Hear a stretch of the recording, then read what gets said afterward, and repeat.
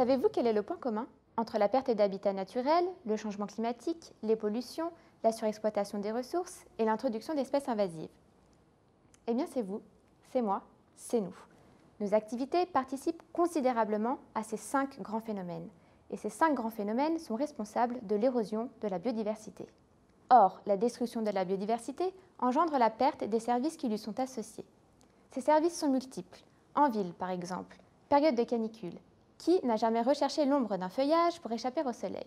Eh bien, en plus de rendre les fortes chaleurs plus supportables, les écosystèmes permettent de purifier les eaux, de capter la pollution de l'air, d'améliorer la qualité de vie des citadins, de limiter le risque d'inondation, et j'en passe, et j'en passe.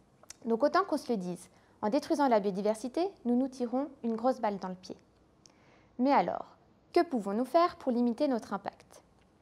Eh bien déjà, il faudrait pouvoir l'évaluer, et même mieux, le quantifier. C'est là tout l'objectif de ma thèse. Je dois évaluer quantitativement et robustement les interactions entre les systèmes urbains et la biodiversité. Comment je compte faire? Eh bien tout d'abord, je propose de considérer les 5 grandes pressions qui s'exercent actuellement sur la biodiversité comme des leviers d'action. En d'autres termes, perte d'habitat naturel, changement climatique, pollution, surexploitation des ressources et introduction d'espèces invasives sont considérés comme des indicateurs. Pour calculer ces indicateurs, je combine 2 méthodes d'évaluation environnementale de la biodiversité, l'expertise écologique et l'analyse du cycle de vie. L'expertise écologique permet d'évaluer les impacts sur la biodiversité in situ, c'est-à-dire la biodiversité propre à un site d'étude.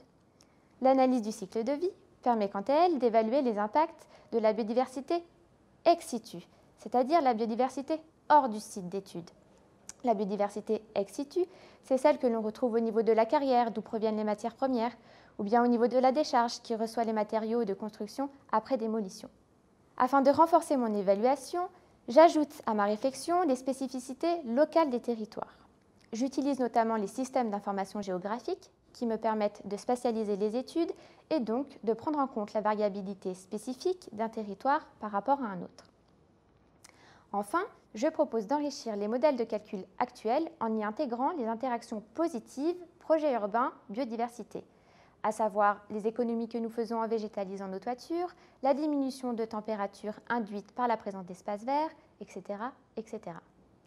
Pour conclure, mon but est de proposer aux acteurs de l'aménagement un outil d'aide à la décision complet, capable d'encourager les scénarios de construction les plus favorables à la biodiversité et donc de limiter son déclin.